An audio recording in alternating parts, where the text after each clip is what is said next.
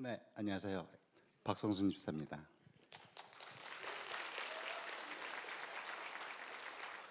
네, 오늘 재직 세미나를 준비하면서 저희가 생각하는 기독교의 본질, 신앙의 본질이 무엇인가를 우리가 같이 한번 살펴보고자 C.S. 루이스의 순전한 기독교라는 책을 중심으로 살펴보려고 합니다. 그래서 이 내용은 여기 보시면은 저희가 2018년도에 저희 슬로건이 있는데요. 그 중에서 제일 첫 번째가 사람다운 사람입니다. 그래서 우리가 사람다운 사람, 또 신앙인다운 신앙인을 어떻게 우리가 볼 것인가에 대해서 같이 책을 보려고 하고요. 이 책이 전체적으로 4개의 챕터로 되어 있는데 제가 보려고 하는 첫 번째 챕터입니다. 그래서 첫 번째 챕터는 우주의 그 의미를 푸는 실마리 해가지고 옳고 그름이라는 제목으로 1장이 진행이 됩니다. 그래서 저는 오늘 1장을 중심으로 해서 같이 한번 살펴보도록 하겠습니다. 네, 우리 살아가면서 보면은 많은 다툼들이 있습니다. 어떤 한 개의 자리를 두고도 두 사람이 다투는 경우를 볼 수가 있는데요. A라는 사람이 자리를 하나 빈자리에서 딱 맡아놓고 어디를 갔다 온 사이에 B라는 사람이 그 자리를 와서 차지했어요. 그럴 때 이제 A라는 사람이 늘 이런 얘기를 하죠. 거긴 내 자리예요. 내가 이미 맡아놨다고요. 라고 얘기를 할 겁니다. 그러면 B라는 사람은 아니, 내가 왔을 땐 그 자리가 비어 있었어요. 라고 얘기를 합니다. 이 A라는 사람과 B라는 사람의 이 다툼에는 전부 다 근거가 있습니다. 그리고 또 이러한 다툼은 배웠느냐, 배우지 못했느냐, 또는 성별이 또는 그 사람의 나이 여부와 상관없이 이런 다툼이 빈번하게 일어나는 것을 우리가 볼 수 있습니다. 아마 여기에 앉아 계신 재직분들도 이런 경우에 당사자가 된 경우들을 가끔 느낄 수 있습니다. 그런데 A의 경우에 이 상대방이 하는 행동이 내 마음에 들지 않았다라는 것을 얘기하는 게 아니고 A가 주장하고자 하는 것은 상대방이 다 알 텐데 왜 그런 행동을 하느냐라고 호소하는 겁니다. 그리고 또 B 또한 자신의 행동에 대해서 자기가 이렇게 한 거에 대해서는 어떠한 기본적인 기준이 있는데 나는 그 기준을 위배하지 않았다. 왜 그렇죠? 와봤더니 비어 있었거든요. 그것처럼 위배하지 않았다는 것을 주장하든가 또는 비록 위배하였다 하더라도 그럴 만한 사정이 있었다는 것을 설명하는 경우들이 굉장히 많다는 것입니다. 이처럼 우리 사람들은 보면은 마음속에 어떤 바른 행동에 대한 기준 또는 도덕, C.S. 루이스는 이것을 갖다 공정한 처신, 우리가 영어로 잘 아는 fair play라고 얘기를 하는데요. 그러한 것들이 모든 사람에게 어떤 법칙이나 규칙으로 있고 그것을 잘 인식하고 있고 모든 사람들이 묵시적으로 동의하고 있다는 것입니다. 만약에 서로들 그것을 동의하고 있지 않다면 아마 짐승처럼 잡아먹으려고 싸우긴 할지언정 서로 인간으로서의 다툼은 없을 것이라는 것이죠. 이처럼 여기서 나오는 이러한 다툼, 이 다툼은 결국 상대방의 어떤 잘못을 밝히려는 행동입니다. 상대방의 잘못을 밝히려는 어떠한 시도이죠. 이렇게 A와 B 사이에서 볼 때 비록 서로 다투고 있지만 둘 다 모두 어떤 옳고 그름에 대한 인식은 동일하게 갖고 있습니다. 다만 그 상황이 달라져 있는 것뿐이죠. 그런데 이러한 옳고 그름에 대한 인식이 동일하게 있지 않다면 이러한 다툼은 무의미하게 될 것입니다. 마치 우리가 잘 아는 축구 경기에서도 어떤 축구 경기에 대한 룰이 없다면 사실 제대로 축구 경기가 이루어질 수 없잖아요. 그 룰에 따라서 모두 서로 시합을 하는 것처럼 말입니다. 이처럼 이러한 옳고 그름에 대한 법칙, 규칙, 이것을 C.S. 루이스는 자연법이라고 얘기를 하고 있습니다. 그런데 많은 사상가들은 이러한 옳고 그름에 대한 법칙 또는 자연법을 조금 어려운 전문 용어로 인간 본성의 법칙이라고 합니다. 그래서 C.S. 루이스가 얘기할 때 자연법, 인간 본성의 법칙, 그리고 옳고 그름에 대한 법칙, 규칙, 이것은 다 동일한 의미입니다. 그런데 이런 말은 우리가 또한 알고 있는 다른 이야기, 자연의 법칙과는 다른 얘기입니다. 자연의 법칙은 물건을 위에서 떨어뜨리면 지구를 향해서 땅으로 떨어진다 하는 중력의 법칙을 시작으로 해서 우리가 뭐 유전의 법칙, 생물학의 법칙, 화학의 법칙 굉장히 여러 가지가 있는데요. 이러한 법칙들과는 다르죠. 그래서 말은 비슷해 보이는데 자연법과 자연의 법칙은 다른 얘기입니다. 그런데 우리 인간들 또한 이러한 자연의 법칙을 잘 따르고 있습니다. 제가 여기서 뛰어내리면 곧바로 아래로 떨어지잖아요. 내 몸은 중력의 법칙을 거스를 수가 없습니다. 자연의 법칙을 거스를 수가 없습니다. 하지만 우리가 거스르는 것, 그것은 옳고 그름에 대한 법칙 또는 자연법이라는 것은 우리가 거스르기도 하고 거부하기도 합니다. 그런데 이 자연법은 우리가 따로 배우지 않아도 누구든지 잘 알고 있습니다. 만약에 우리 주변에 이러한 자연법을 여기서 말하는 옳고 그름에 대한 법칙을 제대로 알고 있지 못한 사람이 있다면 물론 그런 사람들도 있었어요. 그래서 우리가 그런 사람을 뭐라고 그러죠? 개념이 없는 사람이라고 얘기를 합니다. 근데 이런 사람들이 있다고 그러면은 이런 사람들에 대해서는 우리가 싸움을 할 수가 없습니다. 왜? 개념 없는 사람하고 싸워봐야 시간 낭비일 뿐이잖아요. 그들을 우리가 그래서 비록 싸운다고 하더라도 싸우는 것에 의미가 없고 비난하는 것도 어떻게 보면은 의미가 없다고 할 수 있습니다. 그런데 이러한 제가 얘기하는 인간 본성의 법칙 그리고 옳고 그름에 대한 법칙, 자연법에 대해서 반론을 제기하는 사람들이 많이 있습니다. 보면은 서양 문명이든 동양 문명이든 고대든 현대든 보면은 도덕들이 다르다. 그렇기 때문에 이 자연법이라는 것은 견고하고 확고한 기준이 되지 못한다라고 하는 사람들입니다. 그러나 이러한 문명과 시대에 따라서 도덕이 약간의 차이가 있을 수는 있습니다.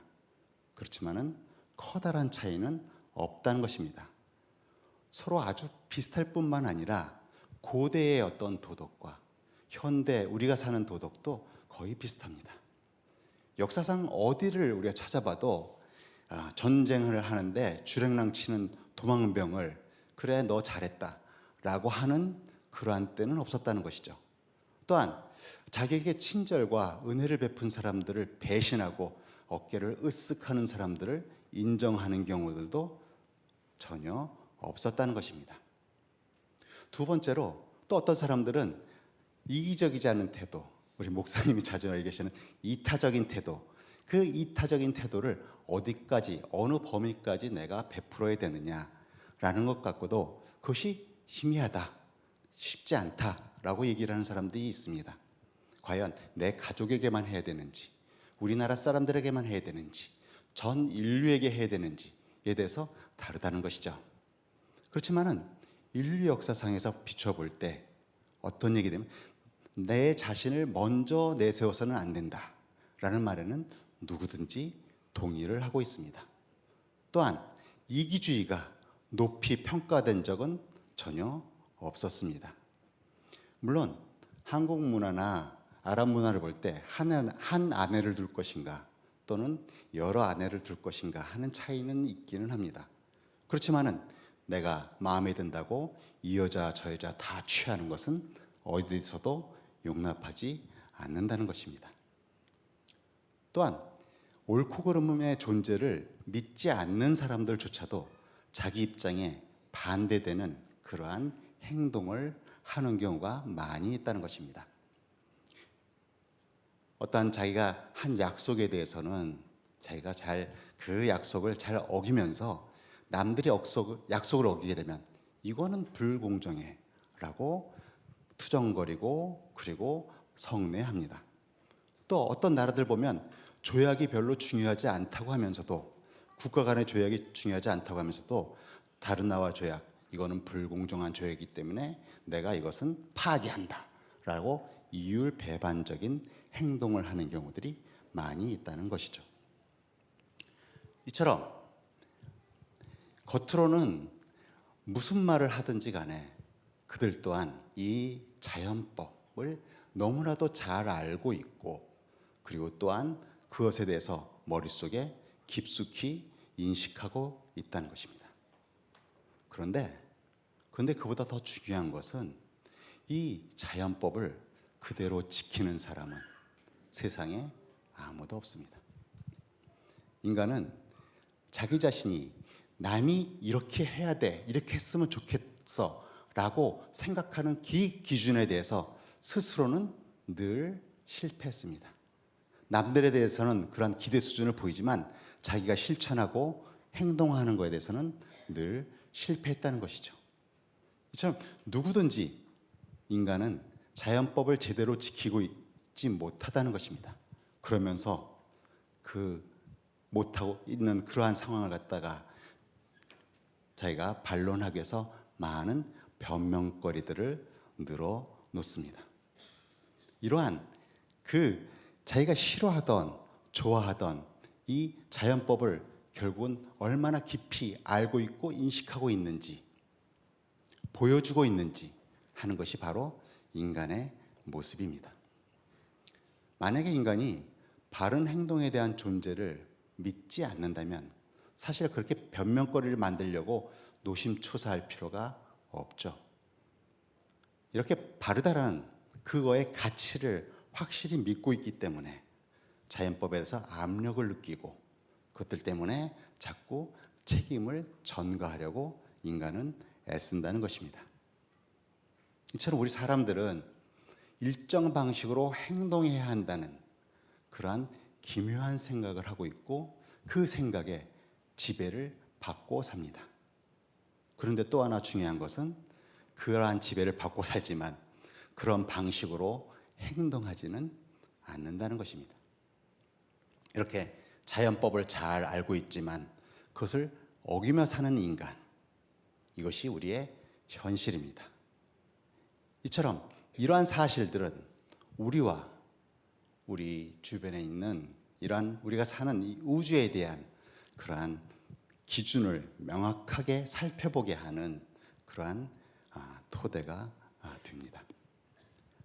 그런데 지금 얘기한 것처럼 이렇게 자연법, 인간 본성의 법칙에 얘기를 하는데 사실 우리는 또한 이 인간 본성의 법칙에 대해서 많은 오해를 하고 있습니다. 여기서 지금 C.S. 루이스는 이 인간 본성의 법칙을 또 하나의 동일한 단어, 도덕률이라는 단어를 쓰고 있습니다. 률자를 빼놓고 도덕이라고 해도 될 것 같습니다. 그래서 이 도덕률 또는 바른 행동 규범이라고 하는데 이것을 인간들은 제대로 이해하지 못하고 있고 오해하고 있다는 것입니다. 그중 첫 번째가 이 도덕률은 인간의 본능과 비슷한 것이 아니냐. 특히 인간의 집단 본능과 비슷하고 그리고 또한 본능처럼 발전되어 온 것이 아니냐라고 오해를 하고 있다는 것입니다. 물론 인간에게 있어서 집단 본능은 있습니다. 본능은 있습니다. 그러나 본능은 도덕률과는 다르다는 것입니다. 우리가 단어의 뜻을 보면은 어떠한 일정한 방식으로 행동하고자 하는 어떠한 강력한 바램이나 욕구를 우리는 본능이라고 합니다.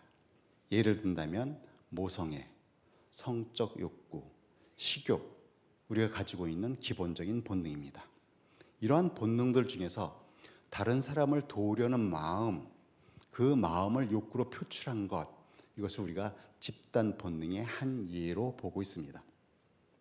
그런데 남을 돕고 싶은 욕구, 이 집단 본능과 원하던 원치 않던 간에 항상 남을 도와야지라고 느끼는 것, 이것은 도덕률입니다. 두 가지는 다르다는 것이죠. 그러한 차이를 설명하기 위해서 C.S. 루이스는 여러 가지의 실례를 들고 있습니다. 어떤 우리 주변에 위험한 지경에 빠진 사람이 있습니다. 간단하게 물에 빠진 사람이 있다고 한번 생각을 해보죠. 그 사람이 구해달라고 소리를 쳤습니다. 근데 그때 그 근처에 지나가게 된 나는 여기서 두 가지의 본능을 느끼게 됩니다. 하나는 이 사람을 당장 도와야지 하는 집단 본능입니다. 또 하나는 나 수영도 제대로 못하는데 괜히 들어갔다가 나 죽는 거 아니야? 자기 보존 본능입니다. 이렇게 두 가지 본능이 그의 머릿속에서 상존하게 됩니다. 느끼게 됩니다. 그러나 그때 난 자신 없어. 나를 보존해야 돼. 라고 도망치려고 하는 그 욕구를 누르고 아니 저 사람을 그래도 도와야 돼. 하라는 집단 본능이 앞세우게 하는 그 중간에서의 어떤 제3의 무엇 그것을 우리는 느낄 수 있다는 것이죠.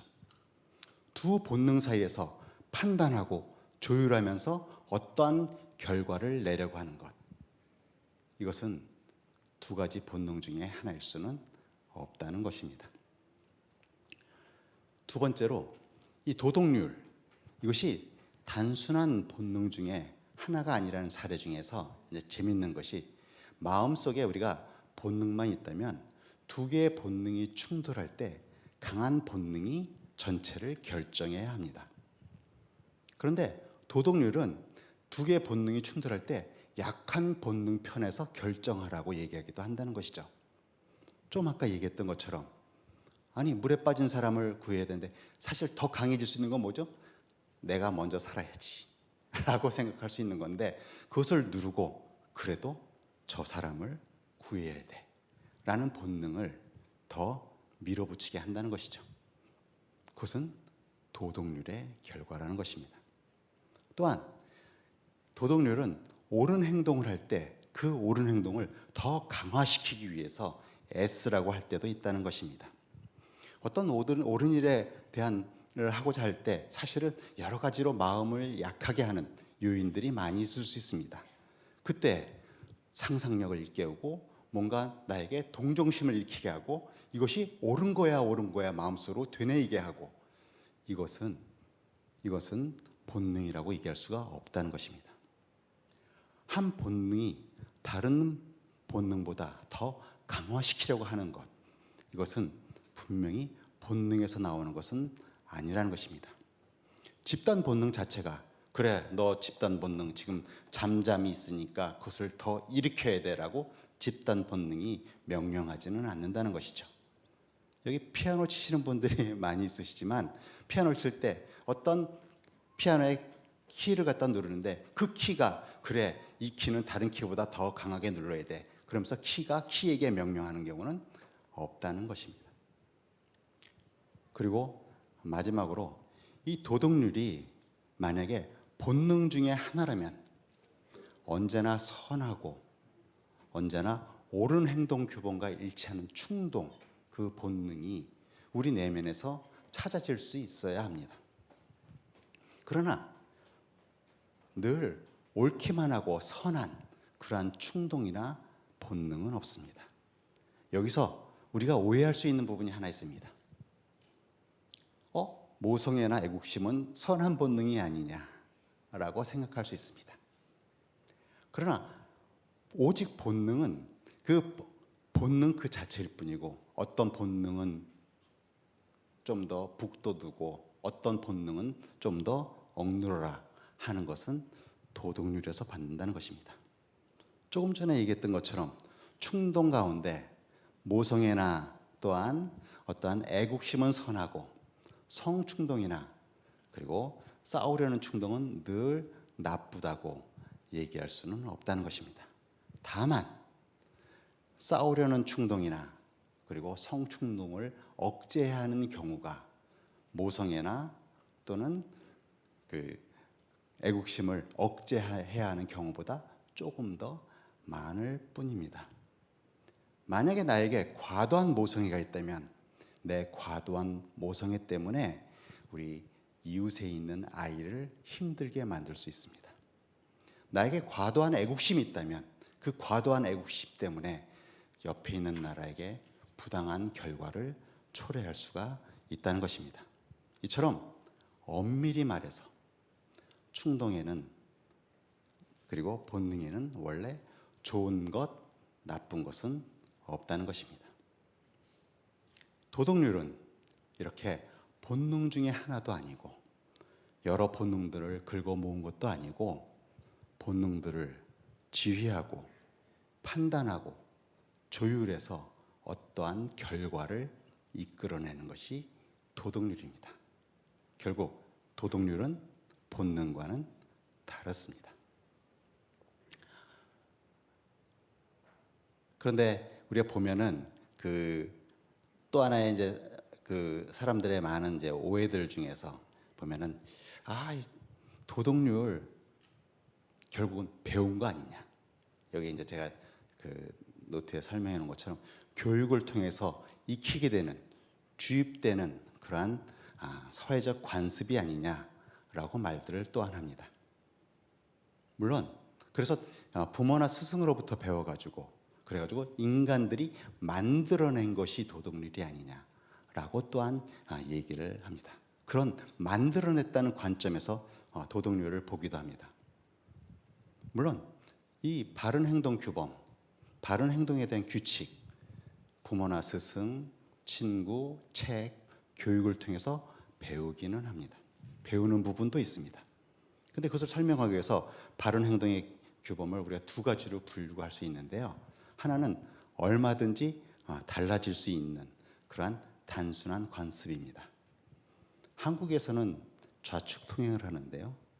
뉴질랜드를 가면 우측 통행을 한다고 합니다. 한국 사람은 흰색을 좋아하는데요. 프랑스 사람은 빨간색을 좋아한다고 합니다. 이런 것들은 얼마든지 달라질 수 있는 어떤 단순한 관습입니다. 그러나 또 한 가지, 수학과 같은 어떠한 실제적인 진리도 있습니다. 한국에서 배운 구구단이 저기 아랍에 간다고 해서 구구단이 98단이 되는 것도 아니고 97단이 되는 것도 아닙니다. 그것은 다른 변수들이 별로 없습니다. 이처럼 인간 본성의 법칙, 이것은 수학과 같은 실제적인 진리에 속한다고 얘기를 할 수 있습니다. 왜냐하면 어느 시대나 어느 나라에 또 보면 이 도덕관이라는 것이 어떤 시대와 나라에 따라서 약간 다를 수 있지만 그 차이가 크지 않고 그 누구에게도 동일하게 적용되는 법칙 또는 공통되는 기준이 있기 때문입니다. 그리고 또한 민족들 간에 도덕률이 좀 다르다고 할 때, 그럴 때 그 도덕률이 이것이 더 낮거나 좀 더 못하다고 또한 비교 판단되기도 하기 때문입니다. 그리고 마지막으로 이전 세대보다 더 낮게 이 도덕률 또한 조금씩 발전하고 변화하고 진보되고 있기 때문입니다. 아마 이 책에서는 C.S. 루이스가 살던 시절이 이제 나치와 2차 대전을 하던 때라서 나치의 도덕률보다 우리 기독교인의 도덕률이 더 나은 것은 이러한 이유 때문이다 라는 예를 들고 있기도 합니다.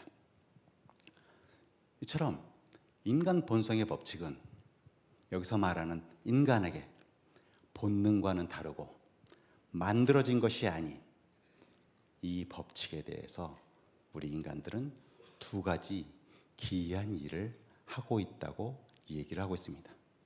첫 번째는 마땅히 해야 할 행동, 여기서 말하는 올바른 처신, 예의, 도덕, 인간 본성의 법칙, 자연법을 우리들은 늘 생각하고 있습니다. 그런데 두 번째로 실제로는 우리는 그렇게 살고 있지 못합니다. 이 인간에게서 이율배반적이고 모순적인 이 일의 의미는 옳고 그름에 대한 법칙, 자연법을 인간은 어기며 살고 있다는 것입니다. 더 나아가서 이 말은 인간은 완벽하지 못하다는 것입니다. 이렇게 인간이 불완전하다는 생각, 마땅히 지녀야 할 그 모습을 제대로 지니고 있지 못하다는 생각, 이것이 바로 인간 본성의 법칙을 이해하는데 굉장히 중요한 사실이 됩니다. 자, 잠깐 인간을 우리 접어두고요. 우리 한번 사물을 보도록 하겠습니다. 우리 집의 정원에 아주 정원을 예쁘게 꾸미기 위해서 우리가 주변에서 좋은 돌을 하나, 큰 돌을 가져왔어요. 그래서 가져와가지고 그 돌을 정원에다 딱 해서 내 정원과 잘 어울리는지 싹 살펴보려고 하는데 잘 안 어울려요. 그러면 우리가 보통 뭐냐면 모양이 틀렸네 라고 얘기를 합니다. 또한 어떤 나무에 대해서도 우리 정원에 있는 나무가 여름 더운 때학볕에 그늘을 제대로 만들어주지 못해요. 그러면 아이 저놈은 나쁜 나무야 라고 보통 많이 얘기를 합니다. 그런데 이것은 그 나무나 그 돌이 나에게 쓰이기에 편한 돌, 쓰이기에 편한 나무인가 아닌가를 나타내는 것일 뿐입니다.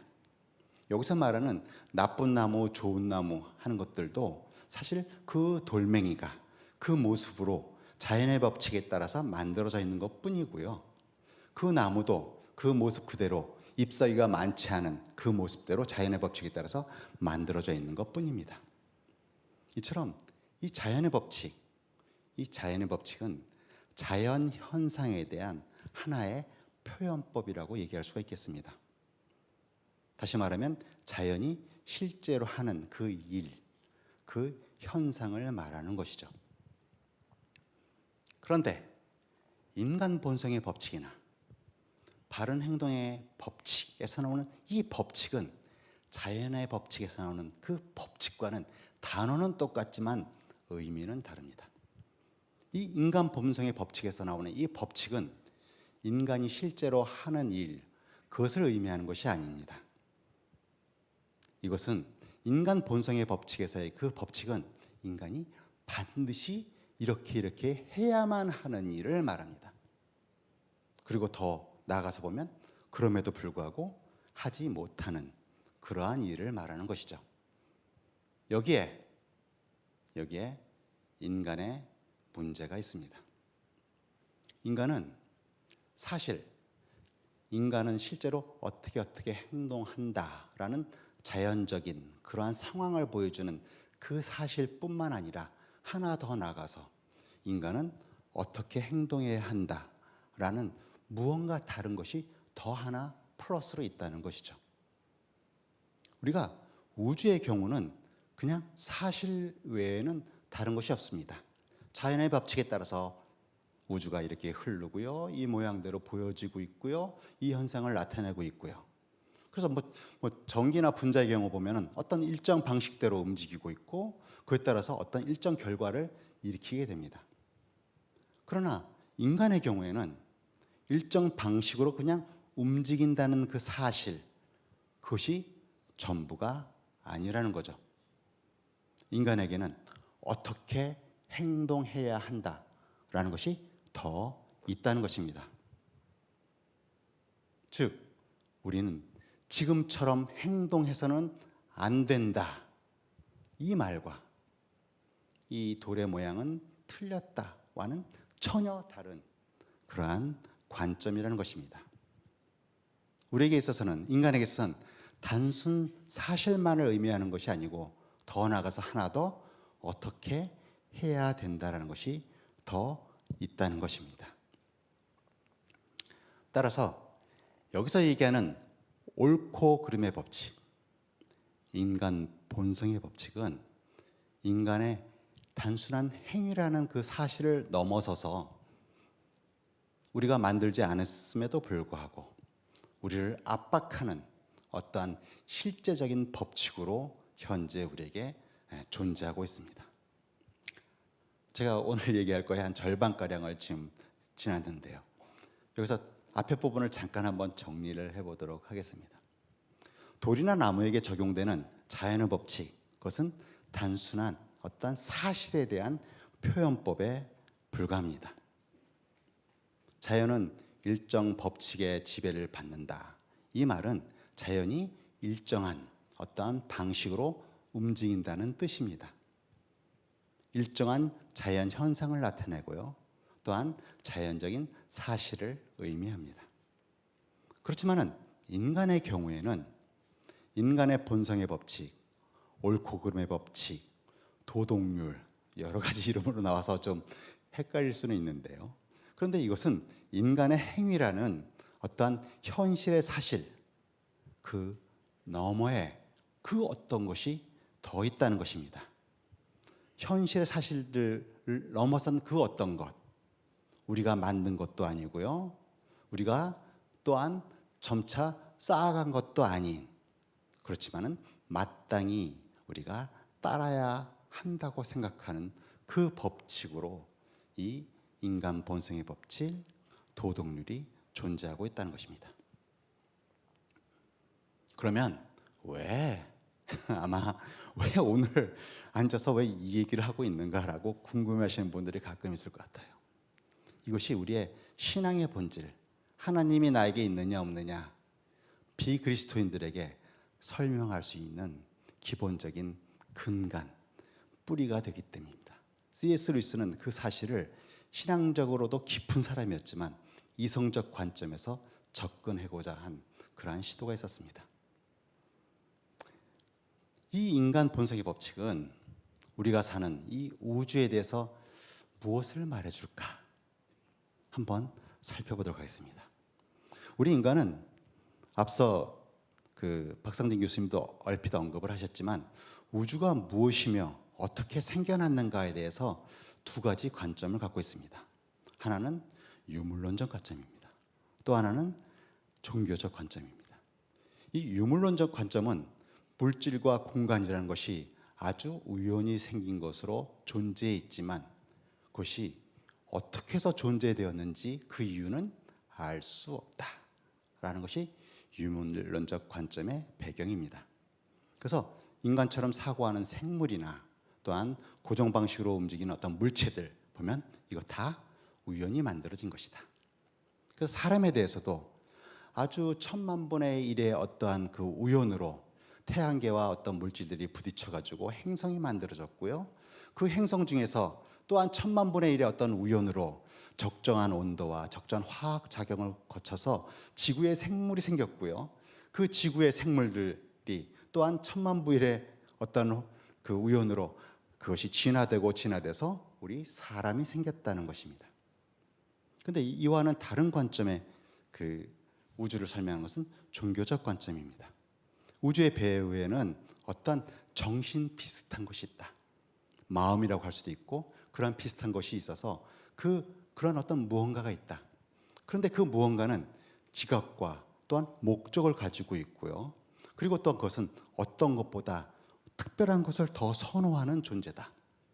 그리고 또 그 무언가는 부분적으로는 우리가 모르는 목적을 위해서 일을 하고요. 또 부분적으로는 자신과 닮은 어떤 존재를 만들려는 목적으로 이 우주를 만들었다라는 것이 종교적인 관점입니다. 그런데 이 종교적 관점과 유물론적 관점을 비교하기 위해서 이제 시도된 것이 과학적인 탐구였습니다. 그런데 저도 과학도이자 제가 공학도이기도 한데요. 우리 일상적인 의미의 과학은 결론적으로 이 둘 중에 어떤 것이 옳은 것인지를 알아낼 수가 없습니다. 과학은 기본적으로 실험으로 이루어집니다. 또한 과학은 또한 어떤 것을 어떻게 구성되어 있는지 움직이는지 관찰함으로 이루어집니다. 그렇기 때문에 아무리 복잡한 과학적 진술이라고 하더라도 그것은 실험과 관찰이 그 근간, 그 기본이 됩니다. 물론 저도 과학이 아주 유용하고 인류를 위해서 필요하다는 것은 절대적으로 동의합니다. 그러나 어떤 사물이 왜 존재했는지, 관찰하는 사물의 뒤에 배후에 숨어있는 어떤 것이 있는지, 또는 그것이 왜 만들어졌는지, 그러한 사실들은 아무리 복잡한 과학적 진술을 통해서라도 그것을 알아내기는 어렵다는 것입니다. 이것은 과학에게 던질 질문은 아니라는 것입니다. 만약에 배후에 어떤 무언가가 존재한다면 그것은 인간에게 알려져 있지 않았다거나 또는 알려져 있다고 하더라도 과학과는 전혀 다른 방식으로 알려져 있거나가 일반적일 것이라는 것이죠. 그런 것이 존재한다 또는 존재하지 않는다라는 진술은 과학이 해야 될 답은 아니라는 것입니다. 이것은 상식의 문제입니다. 앞으로 발전돼서 과학이 발전하여서 완벽해져 가지고 지구의 또는 우주의 모든 어떠한 것을 다 알게 된다고 하더라도 우주가 왜 존재하는지, 왜 만들어졌는지, 우주가 지금처럼 지속되는 그 근본 목적은 무엇인지, 우주에는 어떠한 의미가 있는지에 대한 질문은, 의문은 계속 남아 있게 될 것입니다. 그런데 이러한 난감한 상황에 대해서 힌트를 주는 것이 한 가지가 있습니다. 외부 관찰이나 실험으로는 알 수 없는 그러한 내용들까지 가지고 있는 그 대상, 바로 인간입니다. 우리는 다 인간입니다. 그래서 우리가 인간이기 때문에 인간을 외부적인 과학적인 방식으로 관찰하고 또한 실험하지 않더라도 우리가 그 내부 정보를 가지고 있는 것을 알고 있죠. 그것이 뭡니까? 바로 그 내부 정보, 도덕률입니다. 인간은 도덕률 아래에 있으면서 더불어서 아무리 노력해도 잊어버릴 수 없고 마땅히 따라야 한다고 하는 그 생각 속에 우리가 꽉 잡혀 있습니다. 근데 만약에 인간을 이렇게 우리처럼 내부 정보를 알고 있는 존재가 아니고 외부의 관찰로만 살펴보는 어떤 존재가 있다고 한다면 그 존재는 인간의 언어도 모르고요, 인간의 내부 정보도 모르기 때문에 그 존재는 인간의 도덕률이 있다 없다 알 수가 없다는 것입니다. 마치 우리 돌이나 날씨, 그 안에 도덕률이 있는지 없는지는 모르겠지만 그 안에 어떤 숨겨져 있는 어떠한 우리가 관찰 가능한 그 사실 외에 숨겨져 있는 어떠한 또 한 차원 다른 것이 있다고 하더라도 우리가 외부의 연구만으로는 그 내부의 것을 알 수 없는 것과 동일한 이유입니다. 이처럼 우리 인간이 또는 우리 우주가 아무런 이유 없이 우연히 어떠한 모습으로 만들어진 것이 아닌가라고 보는 관점과 또한 이 우주에 이 모습으로 만든 존재가 어떠한 힘이 배후에 있는 것이 아닌가라는 관점을 가지고 치열하게 논쟁을 하며 알고 싶어 합니다. 그런데 만약에 그 우주의 배후에 어떤 힘이 존재한다면 그 힘은 앞에서 얘기했던 것과 같은 맥락으로 관찰 가능한 그 사실 중에 하나는 아닐 것이라는 것입니다. 그 사실들은 만들어낸 존재일 거라는 겁니다. 단순한 관찰과 그리고 또한 실험을 통해서는 그 배후의 힘이 무엇인지 누구인지 알 수가 없을 것이라는 겁니다. 그런데 그 사실 너머에 어떤 존재가 있는지 알 수 있는 힌트, 바로 우리 인간 자신에게서 발견할 수가 있습니다. 실험과 관찰이라는 어떠한 그 과학적인 방식이 아니고 우연히도 아니고 우리가 만든 것도 아니면서 과학으로 설명할 수 없는 것, 그 도덕률을 가진 인간이 존재한다라는 것으로 바로 그 배후에 어떤 존재가 있음을 알 수 있습니다. 경복궁에 가면 교태전이 있어요. 제가 교태전을 가봤더니 거기 왕비의 처소, 그다음에 뭐 등급에 따라서 뭐 1상궁, 2상궁 쭉 내려가잖아요. 근데 그 사람들의 이렇게 보면 거기에 마루가 있는데 마루의 모양들이 다르더라고요. 근데 아무리 관찰을 해도 저는 그걸 알 수가 없었어요. 설명하는 분이 그 등급에 따라서 그것을 그때 장인들이 만들었다고 합니다. 그 내부의 정보, 우리가 외부의 관찰로는 알 수가 없습니다. 근데 그 내부의 정보를 우리가 인간이기 때문에 알고 있게 되죠. 그 내부의 정보가 있다는 사실을 통해서 인간을 만든 존재가 있다는 것입니다. 우주에 대해서도 한번 보겠습니다. 우주를 통제하는 그 힘이 있다면 그 힘은 우주 안에 있는 사실 중에 하나로 나타날 수 없습니다.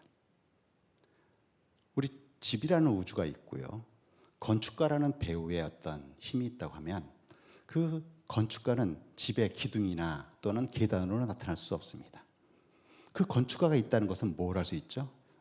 안방의 크기를 이런 식으로 만든 이유가 뭐였는지, 그 집이 작동하는 그 원리가 무엇이었는지를 알므로 우리가 건축가가 있음을 알 수 있습니다. 우주도 마찬가지입니다. 우주도 그 사실들 하나하나로 나타날 수 없다는 것이죠. 이처럼 그 힘은 우리를 일정한 방식으로 행동하게 만드는 어떠한 내면의 영향력, 또한 그 지배력으로만 그 자기의 존재를 드러낼 수 있다는 것입니다. 그런데 우리는 우리 내면에서 그 존재가 있음을, 그 힘이 있음을 우린 또한 감지하고 있습니다. 나라는 인간을 우리가 열어봤을 때 우리가 발견하는 것, 나는 독립적인 존재가 아니며 어떤 법칙에 따라 행동하도록 만들어져 있는, 그 행동하도록 되어 있는 존재라는 사실. 그리고 내가 그 일정 방식으로 행동하기를 원하는 누군가 또는 그 무언가가 있다는 사실을 알게 됩니다. 그렇다고 제가 벌써 성급하게 그 힘, 그 존재를 하나님이라고 결론 내리려는 것은 아닙니다. 다만 우주를 지휘하는 무언가가 존재하고요. 그리고 또한 그 무언가는 내 안에서 옳은 일을 하도록 계속적으로 재촉하고 있고요. 내가 잘못된 일을 했을 때 나는 책임감이나 또는 불편함을 느끼게 그 존재는 어떤 법칙으로 나에게 나타나고 있다는 것입니다. 우린 그 무언가가 다른 무엇보다도 정신과 닮았다고들 얘기를 합니다. 당연하죠. 정신이 아니면 물질일 텐데 우리가 물질에게 지시를 받는다. 이것은 말이 안 되니까. 그렇다고 그 무언가가 온전히 정신과 완전히 같다고는 할 수 없습니다. 또한 인격과 같다고는 더군다나 말할 수 없습니다. 한번 이제까지 내용을 정리해보면 물질적 우주 너머에 우리가 무언가 또는 누군가가 도덕률을 통해서 현실의 우리에게 다가온다고 얘기를 할 수 있습니다. 그런데 이러한 내용에 대해서 불편해하는 사람들이 있습니다. 그들은 보면은 이거 기독교 내용을 철학적으로 우아하게 표현해가지고 교묘하게 포장한 거 아니냐, 또는 새로운 얘기 없이 어떻게 성경에 나오는 옛 이야기를 그대로 하고 있는 것이 아니냐라고 얘기를 하고 있습니다. 그런데 C.S. 루이스는 이 순전한 기독교 이 책에서 그러한 사람들을 향해서 의미 있는 세 가지 얘기를 하고 있습니다. 첫 번째는 만약에 시계가 잘못 가고 있다 그러면은 어떻게 해야 됩니까? 시계를 조정해야 되죠. 방향성을 조정해야 됩니다. 그리고 또한 우리 사람들은 살아가면서 좀 더 발전하고 진보되기를 원합니다. 만약에 내가 방향을 잘못 잡으면 아무리 내가 움직인다고 하더라도 내가 원하는 목적지로 가지는 못하기 때문입니다.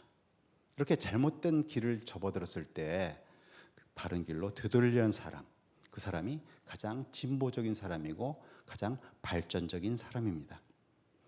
고집부리지 않고 실수를 인정하는 사람, 그러한 사람이 되어야 한다는 것입니다. 그렇지 않고는 진보라는 것은 없다는 것입니다. 그런데 지금 세상 인류를 보면은 큰 잘못을 저지르고 있고, 그렇기 때문에 우리가 여기 앉아서 이렇게 외쳐대고 있는 것이죠. 또한 잘못된 길로 가고 있습니다. 되돌아가야 합니다. 그것이 가장 빠른 길이기 때문입니다. 이 얘기는 1940년대, 50년대뿐만 아니라 지금 2018년대에도 똑같은 상황이 되고 있다는 것입니다. 그런데 이제까지 우리는 어떤 신앙의 이기 없이 어떤 힘, 지식, 이성적인 관점만을 가지고 그것만을 살펴봐도 우리의 배후에 누군가가 존재한다는 사실을 우리가 이야기해 왔습니다. 어느 정도씩은 인정해 왔습니다. 그런데 그 누군가에 대한 또 다른 관점에서 중요한 두 가지 증거입니다. 첫 번째는 그가 만든 우주입니다. 그런데 이 우주를 유일하게 그가 존재하는 유일한 단서로만 삼는다면 문제가 있습니다. 우주 굉장히 아름다운 곳입니다. 아름답게 만들어져 있습니다. 그래서 그는 위대한 예술가일 수 있습니다. 하지만 우주는 굉장히 위험하고 그리고 어떻게 될지 모르는 무서운 곳입니다. 그걸 보면 그 힘은 무자비한 존재가 될 것이라는 것입니다. 그런데 두 번째 증거, 그가 우리 안에 만들어 놓은, 우리 정신 안에 넣어둔 것, 우리의 내부 정보, 뭐죠? 도덕률이죠. 이 도덕률은 우리에게 또 다른 귀한 그가 존재한다는 증거가 됩니다. 조금 전에 집의 예를 계속 들었었는데, 집을 보는 것보다 집에 대해서 설명을 들을 때 그 집을 지은, 설계한 건축가의 마음을 알 수 있는 것처럼 말이죠. 이처럼 이 두 증거 속에서 우리는 우주 배후에 있는 어떠한 존재가 있고, 그 존재는 도덕률을 통해서 우리에게 다가오기 때문에 그는 옳은 행동에 큰 관심을 갖고 있는 존재라는 것을 알 수가 있습니다. 그런 의미에서 우리 기독교가 말하는 하나님은 선하시다라는 그 의미를 추정할 수 있죠. 그러나 아직도 성급하게 결론 내려는 것은 아닙니다. 도덕률은 굉장히 좋아 보이지만 그것은 어떤 짓을 해도 다 받아주는, 그리고 상냥하고 동정심 많은 분으로의 의미로서의 하나님은 선하시다라고 생각하는 근거를 주진 않습니다. 도덕률 그 자체를 보면 어떤 짓을 해도 다 받아준다는 뜻은 없습니다. 바늘끝 하나 들어갈 만큼 틈새가 없습니다. 우리에게 옳은 일을 하라고 명령할 뿐, 우리가 살면서 옳은 일을 하기가 얼마나 힘든지에 대한 고려가 전혀 없습니다. 피도 눈물도 없는 것이 도덕률입니다. 그렇기 때문에 만약에 하나님이 도덕률과 같다고 그러면은 그분은 상냥한 분일 수는 없다는 것입니다. 또한 여기서 얘기한 하나님은 선하시다는 것, 그래서 이 선하다는 말은 용서한다는 뜻입니다. 그런데 하나님이 만약에 순전하게 비인격적인 어떠한 정신이라면 이 정신에게 용서를 바란다는 것은 허튼 짓이 될 것입니다. 그런데 우리의 현실은 하나님이 비인격적인 절대선이든 아니든 간에 우리는 지금 피할 길이 없습니다. 우리는 이미 절대선 편에 서 있습니다. 안 그렇다고요? 우리는 인간의 탐욕을 되도록이면 누군가는 그것을 재단해 주기를 바랍니다. 또한 인간의 거짓, 인간의 착취를 재단해 주기를 바랍니다. 인정사정 없이. 다만 나만은 용서해 주기를 바랍니다. 그것이 우리의 마음입니다. 다음은 뭐죠? 이렇게 우리 자신은 용서받기를 바라면서도 세상 배후에 있는 그 힘, 그 존재는 잘못된 행동을 예외 없이 미워하기를 바라고요. 그 힘이 예외 없이 미워하지 않는다면 결코 선한 존재일 수 없다는 사실을 또한 잘 알고 있습니다. 또한 이러한 절대선이 존재한다면 우리 행동의 대부분을 미워하리라 하는 사실도 또한 잘 알고 있습니다. 이것이 우리가 빠져 있는 딜레마이자 우리의 공경입니다. 우리의 문제입니다. 절대선이 우주를 다스리지 않는다면 우리는 어떤 노력을 해도 소망이 없습니다. 반면에 절대선이 우주를 다스린다면 우리는 그 절대선의 원수가 되죠. 늘 잘못만을 저지르고 있기 때문에. 그렇기 때문에 내일이라도 나의 그러한 잘못된 행동의 모습은 변화될 길이 없기 때문에 역시 또한 소망이 없습니다. 우리는 그 선 없이 살 수도 없고 그 선과 더불어서 살 수도 없습니다.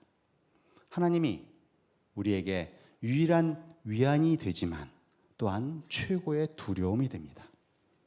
가장 필요한 존재이지만 또한 가장 피하고 싶은 존재입니다. 유일한 동맹자가 되는 존재이긴 하지만 또한 우리 스스로 그의 원수가 되었습니다. 그렇기 때문에 우리 인간은 불안한 존재입니다.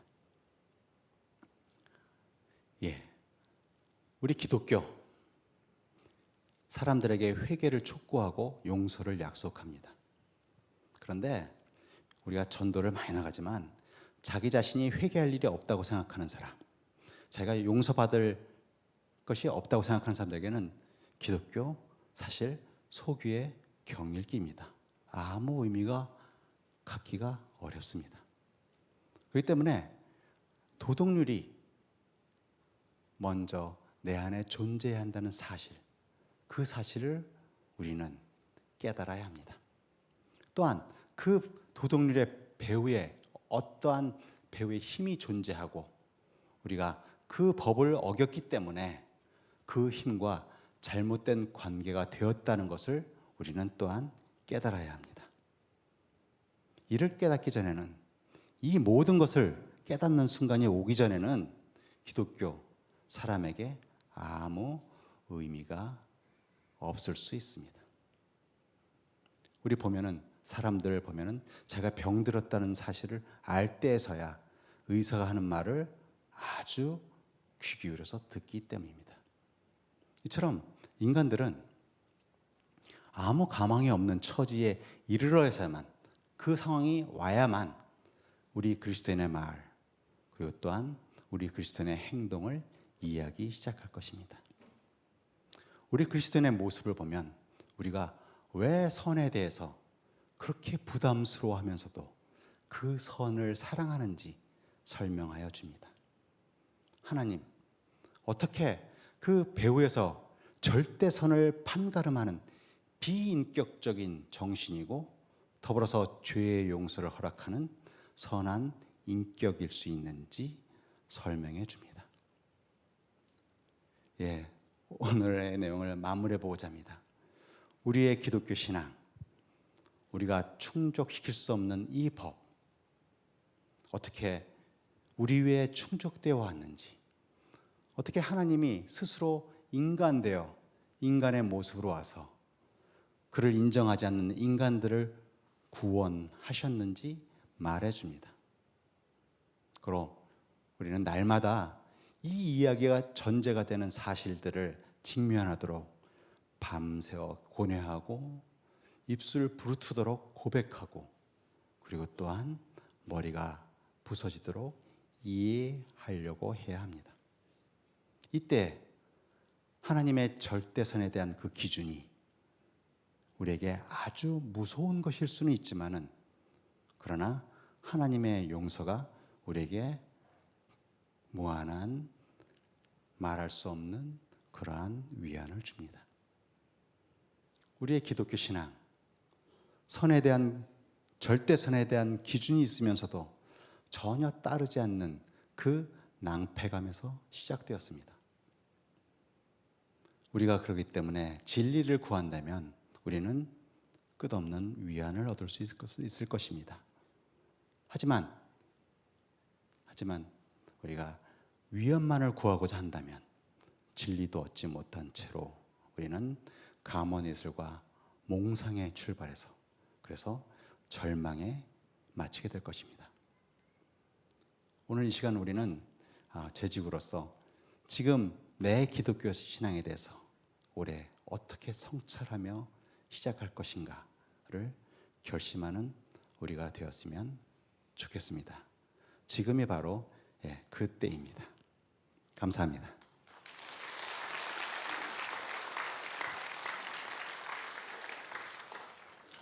네, 첨언을 하면요, 여기 꽂혔네요. 클리브 스테이블스 루이스는 목사님께서도 여러 번 얘기를 하시지만 우리 기독교 신앙의 본질에 대해서 늘 여러 가지 책자를 통해서, 강연을 통해서 얘기한 평신도 사역자라고 얘기할 수 있습니다. 저는 이 책 순전한 기독교에서 1장을 가지고 오늘 같이 나눴는데요, 사실은 1장이 굉장히 이해하기 어려운 부분이고요, 2, 3, 4장으로 하면 그리스도인은 무엇을 믿는가, 그리스도인의 행동, 인격을 넘어서 또는 삼위일체를 이해하는 첫걸음, 이 내용으로 계속 이어집니다. 여러분이 여기에 관심을 가지고 앞으로의 삶을 계획할 수 있으면 좋겠습니다. 감사합니다.